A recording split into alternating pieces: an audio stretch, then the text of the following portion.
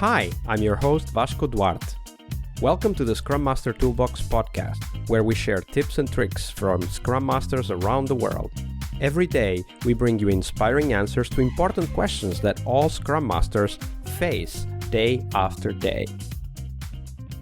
Hello everybody, welcome to our Team Tuesday, where we talk about the teams that self-destruct, and of course, we start with the book that most influenced our guest, and this week we have with us Carsten Lützen. Hi Carsten, welcome back. Hello, and thank you. So let's start with the book, Carsten. What is the book that you most remember as an influential book in your career as a Scrum Master? To be honest, I thought this was an insanely difficult question because there's so many great books, but I might be derailing just a bit. So the book that I think has had the greatest impact on me is actually The Hitchhiker's Guide to Coaching by Agile 42, which is a free book, but that was the one that really kickstarted some of my more structured way of working as a Scrum Master, Agile coach, process, whatever we call it. Can you give us an example of something you took out of that book that helped you with that structure? So one of the models that I still use a lot to this day is they talk about different stances. So when are we in a coaching stance, mentoring stance, teaching stance, and so on? As a computer scientist, I love to jump directly into solution mode and offer my solution, even though that what probably worked for me when I was a full-time developer might probably not be that great of an idea anymore, right? So really being aware of these different coaching, these different stances, when do I coach, when do I mentor, when do I teach, and so on, that has been a game changer for me. I like that quite a lot.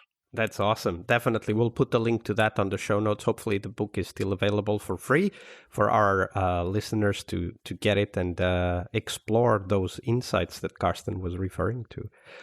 Carsten, now we turn our attention to the teams. And of course, the teams, the core of our attention as Scrum Masters, sometimes they start developing these patterns or behaviors that ultimately lead to problems. So we would like you to tell us a story of a team. Tell us a little bit about the context so that we know, size and project and a little bit what was affecting that team. But then walk us through how that pattern or behavior developed over time from the first initial beginnings all the way to when it blew up. Tell us that story. Yep. I don't necessarily know if the team blew up, but I will let you figure that out. So the team I will talk a bit about was actually the team I started out as a developer in. It was some of the best developers I have worked with ever. They were brilliant, and we created some pretty good stuff, and we knew each other also privately. So quite fast and quite rapidly, we actually got a psychological safe space where people were able to share quite personal stuff as well. So I'm not performing this week due to that on the home from home, and it was amazing, right? And they were always pushing the boundaries on how can we do things better and how can we build things even more clever. And then slowly, because if we use the Tuckman, right, then when we get to the performing, the question is how do we keep the team as performing? And that was when I slided into this Scrum Master role.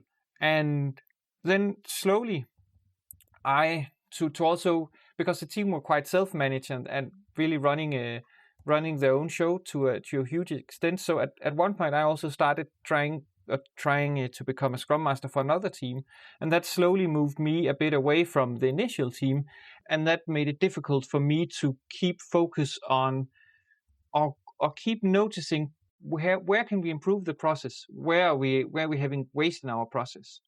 And I know that of course you should not be too deep in the team, but as a Scrum Master, I still see we need to be a little closer to the team than on the outside. And to be honest, I was a bit like, I was seeing so many exciting opportunities, so I kind of forgot that team. So they also started to do some to develop some behaviors that was not that great. And some of these things were around our process, and we didn't have a strong product owner.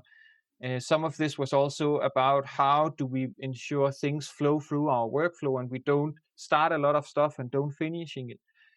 And then at one point, it was actually my manager that took a hold of me and asked, so Carsten, how much do you actually know of what is happening in the team? And then that was a kind of a wake-up call for me that maybe I should focus more on that team as well, because in my head they were just running fine, right? But there was slowly starting to be some grinding of the gears in the team, and I had, to be completely honest, gotten a bit blind to that.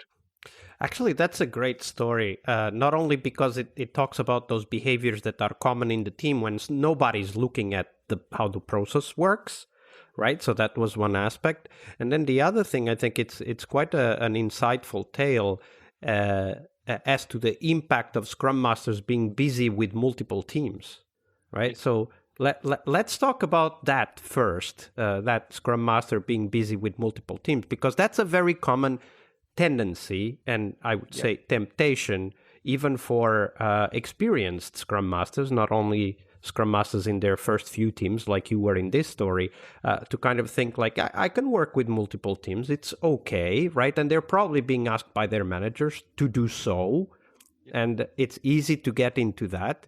But there are these risks, and now that you look back to that story with the benefit of hindsight, what do you think caused that distance between you and the team? And how can we as Scrum Masters kind of be attuned to that and detect it before it's too late?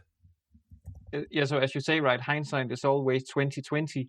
And I realized that I got a bit obsessed with all the possibilities and the opportunities to seek inspiration outside as well. So I kind of forgot to be there on a daily basis. I would, of course, be there in the meetings and the events I was facilitating, but I didn't prioritize spending time just sitting in the office, listening, talking. How is the conversation flowing between people? How are they just completely silent and sitting and just churning code, or how are they actually behaving in the team? And that was what I lost when I started to go between different teams, because they were also in different buildings. So it was not like you could just take a walk into the other room and then you would have one team. You actually had to get into a car and drive a couple of minutes. That was an eye-opener to me, at least. And whenever I talk with a Scrum Master that has multiple teams, that's what I try to help them realize also, is that spend time with the team. Don't just show up for the events, because then you might end up as I did at one point, where I was just like an external facilitator coming in from time to time and doing some meetings and then going again, and they actually didn't know who I was. Absolutely. Definitely a great warning tale for Scrum Masters out there. Thank you for sharing that story with us, Carsten. Oh, you're welcome. I really like this, not sharing just the successes, because we can do that easily, right? But for me, at least, I've learned the most from when I, in hindsight, figured out, that was probably not my brightest moment. And thanks to you, also our listeners. So thank you for that. Tuesday is Team Day here on the Scrum Master Toolbox podcast. But tomorrow we talk about something that goes beyond the work we do with the teams.